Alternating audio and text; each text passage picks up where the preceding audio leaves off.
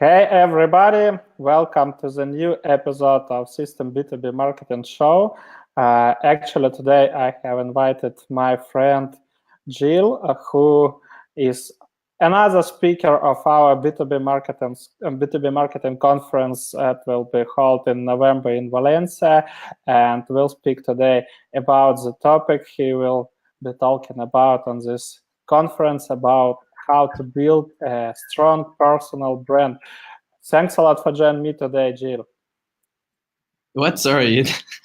I missed the last thing you said.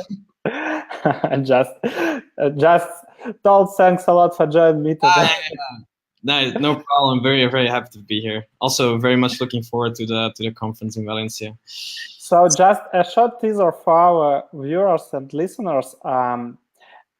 Actually, let's say literally 1.5 years ago, you started from scratch your growth career at Sales Flare, and from that time you built a strong personal brand. Then you switched to the Growth Revolution company. You ran this awesome conference in Antwerp and built great relationship with growth, let's say marketing growth influencers, and this will be our today's topic. So the first question, like I always ask everybody who attends this live show, besides my short introduction, just introduce who you are and what you do for our viewers.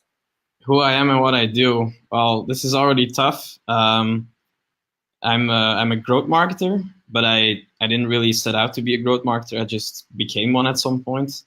And I just love helping out people, and that's basically how I built the personal relationships along the way. I'm insanely curious and randomly curious and always out there to help people. And so I like to write, so I write a lot of stuff that I think inspires and triggers people and helps them.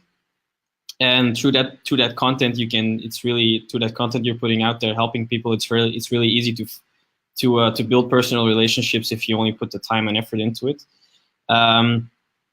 What I do, so I'm currently the head of growth of the Growth Revolution. The Growth Revolution is an agency that does growth hacking for both startups and corporates. And lately, I've been mostly focused on really the foundations and the principles behind experiment design, and how you can use it to validate business ideas, whether that is very early stage, like just an idea of a new venture, like a new startup idea, or a marketing tactic, or something inside of your product, or a totally new marketing channel.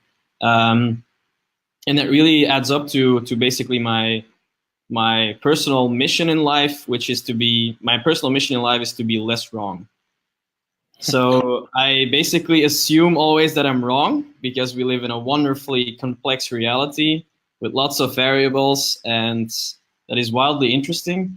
But there's no way that you can always know everything, and so the key to being less wrong is to try a lot of stuff, hit your face against the wall, get up again, take those insights, and use that knowledge to do better next time. And this is a really powerful idea when it comes to marketing, because the better you know your audience, and the better you know the relationship between your audience and how they relate to your value proposition, whether that is a service or a product, the better you know this, the more power you have over them, and the better you can in the end help them. Awesome. And, yeah. Thanks a lot. Thanks a lot for this great introduction. And actually, for our conference, you chose a topic called "How to be magnetic in the age when everybody is screaming for attention." So, like I mentioned, almost 1.5 years ago, you started as a head of growth at Sales Flare, when miserable quantity, let's say in global scale, knew about you. But what I saw, just in a half of a year later, you were featured in a BEV Bible, and your content always attracted attention, as many people enter the thought leadership way, and also lots of people from our B2B marketers and founders community have this question: what did you do to build so quickly a solid personal brand? Well, to be very honest, I never tried to build a personal brand. Also, it didn't feel like, looking back at it, it was pretty fast, but it didn't really feel fast.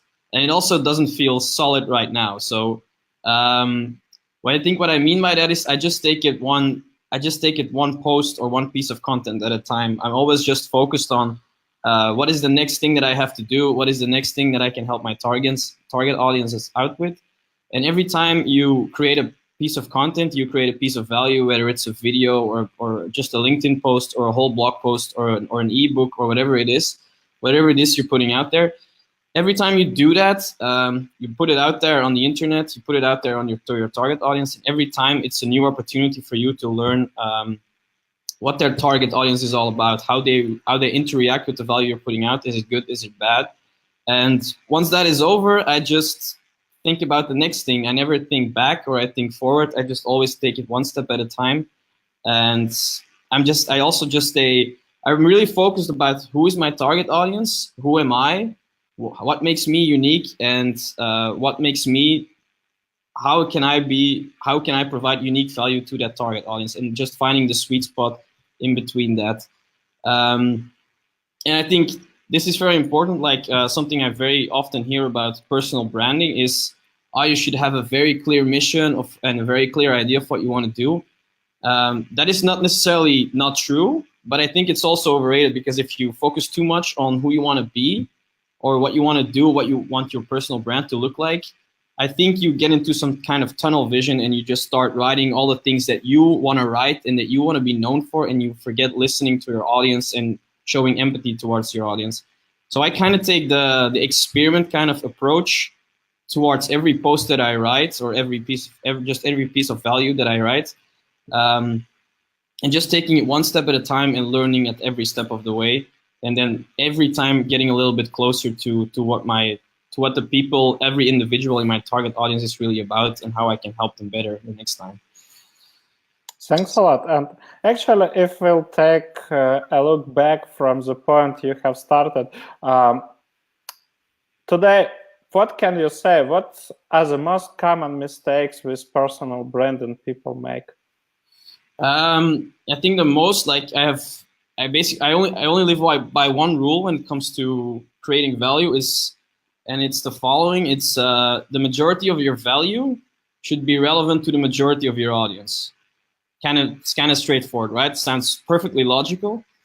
The problem, but in this equation, there's two variables. You have the content that has to be relevant, and you have your audience.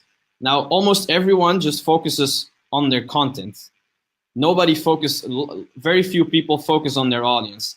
But think of it like this. If I put a LinkedIn post up and I have 500 people seeing it and 100 people engage with it, that is way better than if I have a LinkedIn post that 5,000 people see and 100 people engage with. It's all about the ratio, right? So a very huge mistake that a lot of people make is not paying enough attention to curating their audience. For a specific example of this is people accept all LinkedIn connection requests, while a lot of times it's from people that have no business being in your target audience because they're not relevant to you, and or you are not in a position to help them. That is one. So very easily, how you can solve this very specifically on LinkedIn, for example, just be really careful with who you accept into your target audience, so that you have a very homogeneous target audience of people who you can help and who are relevant to you. And delete LinkedIn contacts if they're not relevant to you, or if they're not relevant on LinkedIn. Second thing is, and that's somewhat more advanced, you have a lot of tools these days that can help you automate this process. On LinkedIn, this is super easy. You can just, depending if you have a premium account or not, if you have a premium account, you have a lot more possibilities because you have more filters. You can pull an exact list of people that are relevant to you and then automate connection requests to them. You can even automate the connection request message you would send them, which will already make you stand out. And this way you can really build up your audience slowly and gradually with only people that matter to you. And you will optimize the ratio of engagements versus impressions. So this is a very big one. And then, well, a second thing would be, let's see. I think also the thing I said before, treat everything like an experiment. Treat every post of an experiment, and just don't don't take it 2 steps at a time. Take it 1 step at a time every time you do it. Something else is people also think that people they make a lot of distinctions between different social platforms. For example, like so they think that they should be different on Facebook than they should be on LinkedIn. But this is like totally not really true. Like I think the best example, most people in this group probably know Josh Fechter, and he really made me see this. The way Josh actually initially created traction on LinkedIn was by simply copy pasting his best Quora answers, and they got a huge amount of tractions on LinkedIn. It's because they were just very well written answers that were really inspiring and triggering to people. And it doesn't matter whether it's on LinkedIn or on Quora or even on Facebook. What people engage with on one platform, they will also engage with on another platform. Of course, it's a difference. For example, I have my highest engagement on LinkedIn because I really curate my audience on LinkedIn. I have a lot more relevant people on there, whereas on Facebook, I have proportionally more friends who are not necessarily interested in the stuff I post about marketing or about creativity or experimentation or stuff like that. But I also did a lot of experiments with this. For example, there is one of the gold mines of the internet is Reddit. Reddit actually overtook Facebook lately in one of them in the top 3 of most visited sites of the whole world. You have a subreddit on every single topic you can possibly think of. So if you have a topic that you really want to stand out in, and that is also being visited by a target audience that you wanna attract, just find a subreddit, put the filters to okay, what have been the best performing posts over the last month, check the amount of upvotes. I have multiple times just copy pasted an image or something that got a huge amount of upvotes on Reddit, put it on LinkedIn, and it also went viral there. So it doesn't matter what kind of platform it is. If it's the same target audience, then the same kind of things will get traction. This is also what I advise to clients who want to kickstart their Instagram accounts. Just figure out what Instagram accounts your target audience is looking at right now, what they're engaging at right now. Do an audit of their profile, pick out the best performing posts and see why they are performing well. Try reposting them. And every time you post, you learn more and more about your audience. And in the end, you can find your own sweet spot. So I think this is a good way to finish this part off. Don't try to be original, but just be better. It's all about knowing your audience. So I think the main point is people think too much about who they want to be themselves and don't show enough empathy towards the people they want to build a relationship with. So let me do just a quick recap of what you told. So first of all, don't treat people on other platforms as some other people's, and let's say, or don't be another person on LinkedIn than you are on Facebook. That's a first mistake. Yep. Another thing is that you should curate your audience, so you should take care about your connections. Or, for example, on Facebook, you can, let's say, have in your network more friends who not necessarily will be interested in your content, but if you'll use LinkedIn for personal branding or for lead generation or for inbound marketing, so you should take care about your connection and don't have there people who, let's say, don't fit your ideal customer profile. Yeah, so by the way, it's perfectly fine if you have, of course, it's perfectly fine if you have proportionally a lot more friends on Facebook, like personal friends who are not necessarily interested in what you post about marketing. But you just make a choice there. For example, on LinkedIn, I just ignore a lot of people that of course, I also ignore all of the people from the Philippines who wanna offer me outsourcing development services and stuff. But just in general, like if someone is not likely to be triggered by your content, or if you don't think you can be able to help them, they don't really have business being in your audience at that point. You have to find your own niche, that sweet spot, that group of people that you can really be uniquely valuable to. Okay, thanks a lot. So actually, let's proceed to another question. How to position yourself the right way so you'll stand out from the crowd, and at the same time you won't look like as a fluffy marketer, because, you know, it just, from my point of view, in many cases, people who just entered the thought leadership way, they do this mistake because they think like making pictures from funny places, like posting pictures every time with some fluffy influencers. It's a way that will help them to build a personal brand. So what are your thoughts on it? Well, how to not be a fluffy marketer? Well, just don't be one. There's there's a lot of them out there, so don't do what they do. And then I think it just comes down to the same thing again. Don't focus on building a personal brand. Focus on how you can help a group of people. I think this is the only way you can really establish yourself as an influencer to those people. I don't like the word influencer, by the way. But unless you're a Kardashian, and I highly doubt people watching this broadcast want to be a Kardashian, the best way to build a personal brand is to really just focus not on who you are or who you want to be, but focus as much as how you can help the people that you want to build a relationship with. The only way people over the internet will trust you is if you can help them with their daily lives, if you can help them solve their problems, if you can help them do their jobs better. And I think aside from that, make it very easy for them to create a relationship with you.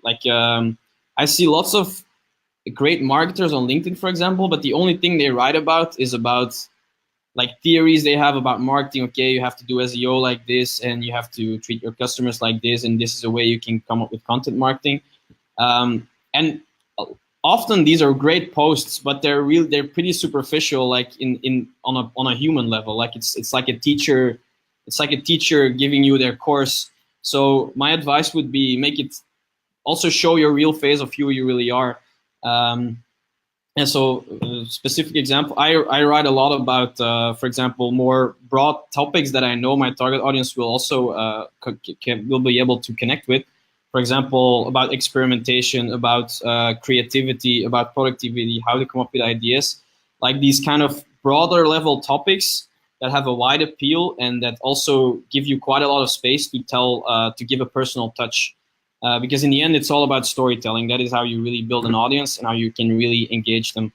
And often, like these topics, these broader topics, they offer a lot of space for you they offer a lot of space for perspectives and for you to tell a story, and that makes it easier for your target audience to connect with you. And if they then the next time see some kind of value in terms of you writing something about marketing, they will connect with it more. It will resonate with them more because they have the feeling that they know you as a human being and not just as this kind of guy who always puts up marketing stuff.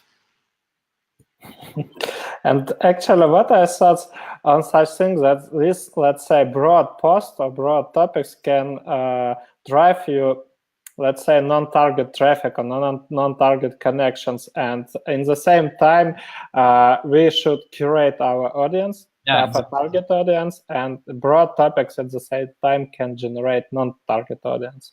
What are your thoughts on it? Yeah, so in curating your audience, another piece of advice is to reconnect with people that engage with your posts, but then again, make with the house mom in Kansas who's doing a multi-level marketing business and stuff, who per accident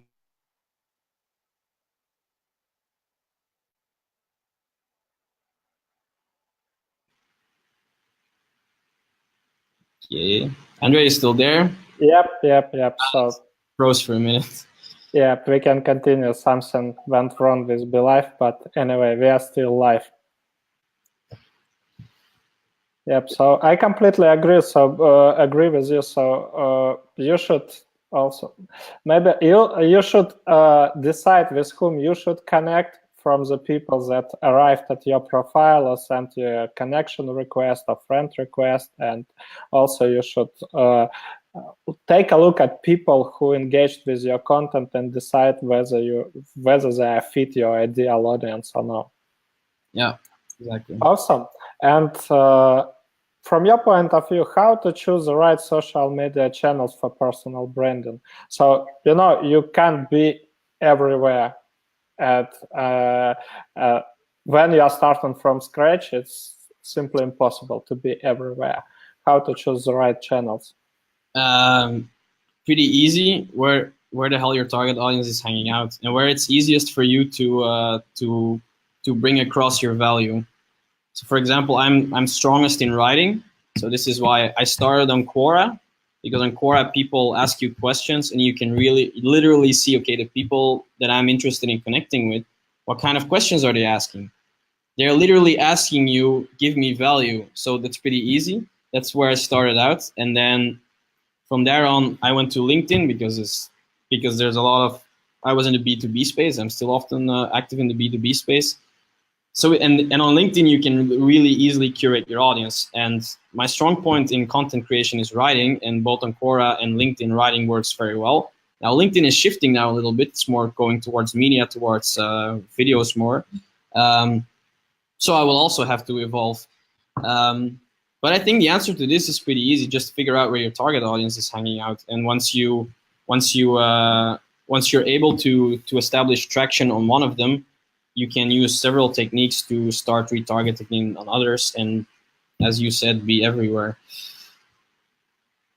Okay, so basically, but let me ask you a question. For example, if you surveyed your audience, for example, and they told that we use both Instagram, Facebook, and LinkedIn and Quora, so should you answer the questions on Quora and then post the answers on LinkedIn, on Instagram, and Facebook, or you should focus on just one specific channel? Well, it depends if your answers on Quora are performing well. Of course, Quora is very question specific. You post an answer on Quora, and the people who will be following that question or are interested in that question, they will be seeing that answer, and it will or will not resonate with them. And these people may be part of your target audience, but there will also be a lot of people in your target audience who are not asking this question. But yeah, like just figure out where they are and build your brand there. I think for me, where I did it first was Quora, and Quora for me started because people were literally asking questions about CRM systems, which is what I was selling at the time when I was at Salesfair. And then you're literally answering questions, recommendations for a product, and you're literally answering, okay, this is the kind of product you could use. After that, I began to do it more broadly, and I was thinking, okay, what kind of other questions are these people asking? And the target audience of Salesfair at the time, still, but they've been a little bit more upmarket now, were startup marketers, growth hackers, early stage entrepreneurs. And so you go looking for questions that these are asking on Quora, and then you start writing good answers on those questions, and that's how you then build your influence there. And so my target audience was hanging out there, but they were also hanging out in relevant Facebook communities like yours is one, and they were also hanging out on LinkedIn.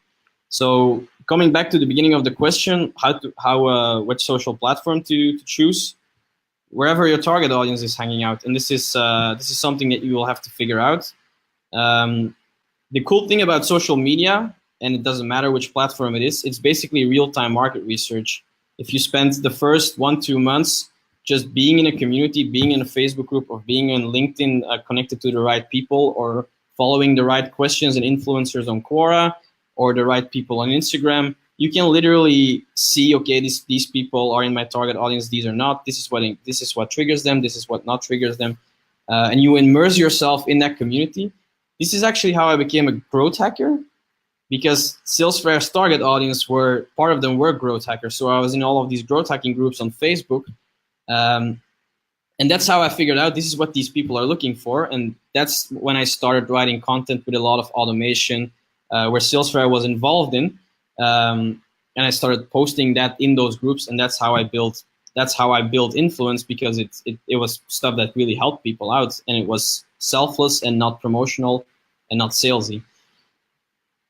So going back to your question, wherever your target audience is hanging out, but this is something you will have to figure out, and it takes time. Definitely.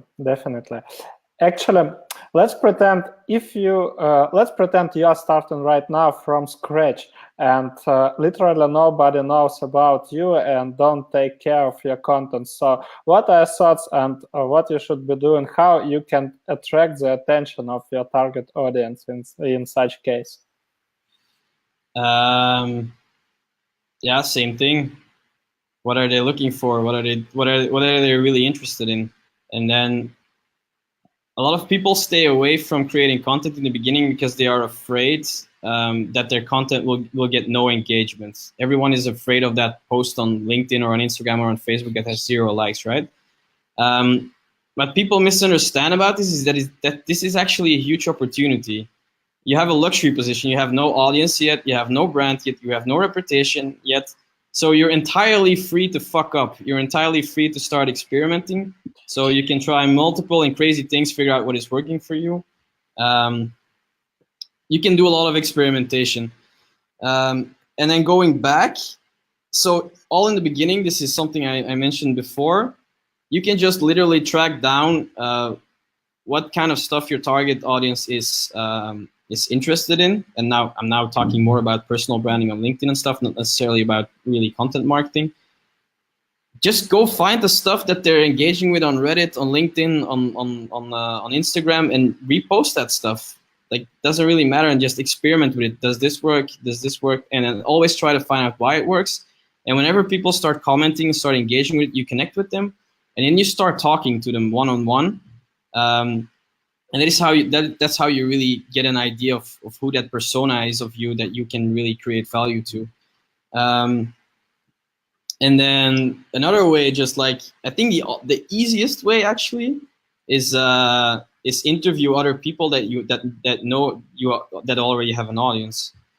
Like, if I have no audience at all, but I know some guy who I know, okay, this guy has an audience that is really, really relevant to me, then basically what you're doing right now, and this is also what I did for the growth conference that you organized earlier. You just co-create value with them. You interview them, be it on video or be it in a written form.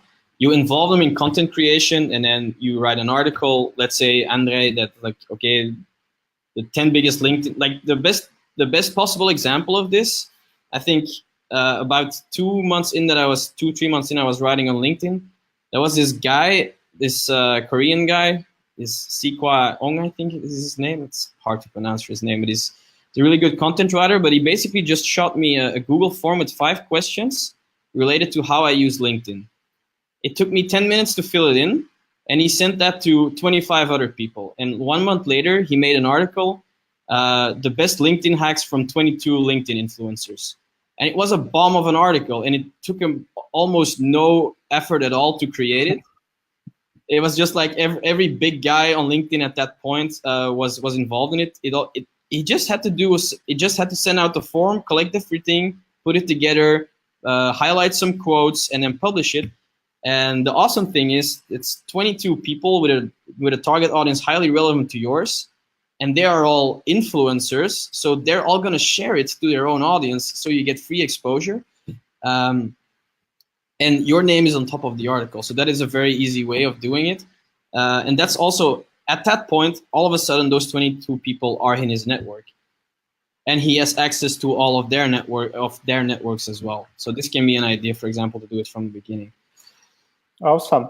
And actually, besides the thing that you mentioned, that people are afraid that they will post and they will see no engagement besides their post, I assume another big misbelief here, it is also automation, because people want to automate everything, but what you told actually requires lots of manual labor. So you should connect with your new, let's say, with the people whom you don't know. You should have a personal conversation with them. You should try to build relations with them, and this requires lots of time and lots of manual work.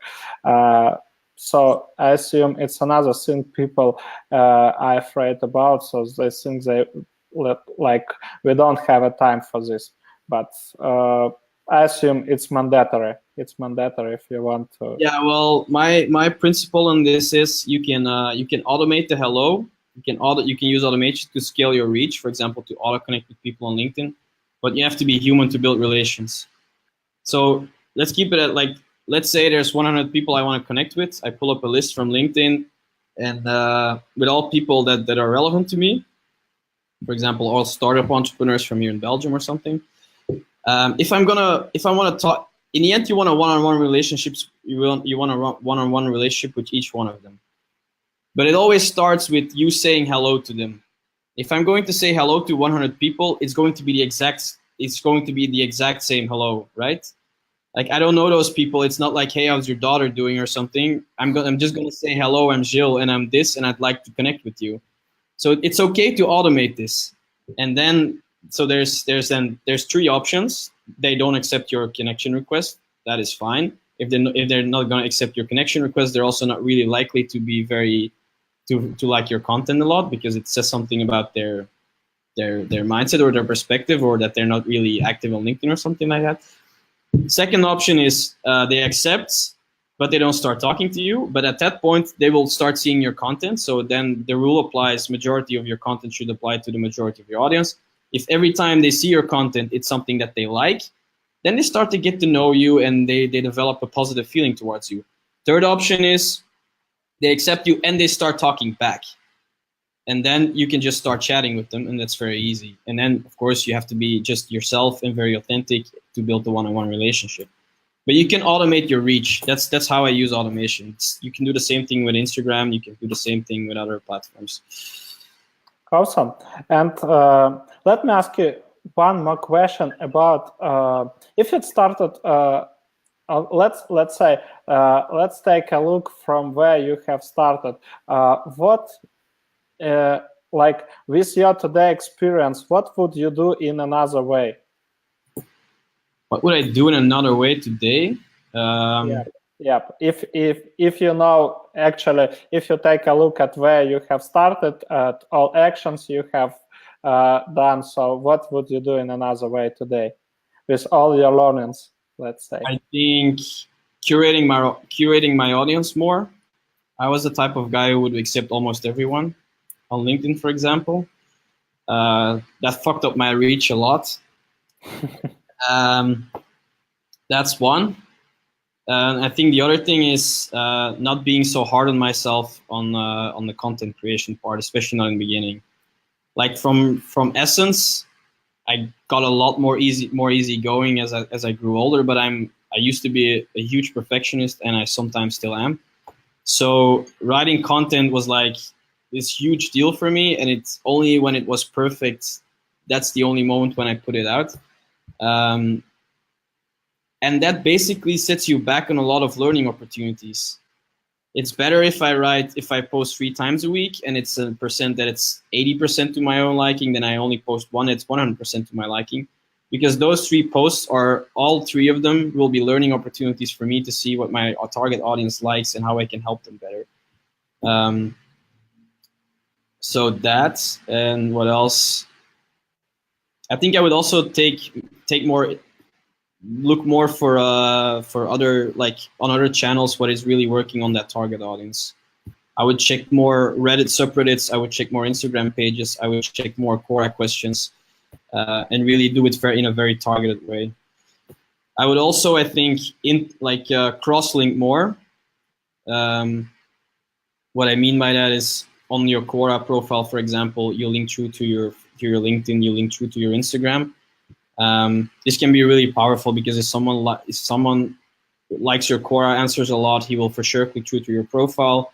And if he then wants to connect with you on LinkedIn, he's a very, let's say, a hot lead, but in terms of content creation something will resonate with your brand. Awesome. And actually, the most common recommendation for building a strong personal brand is to develop relationship with influencers. So what you successfully already done. And you brought such awesome people like Susan and Josh to Growth Conference in Antwerp. So from your point of view and from your experience, what is the right way to build relations with influencers?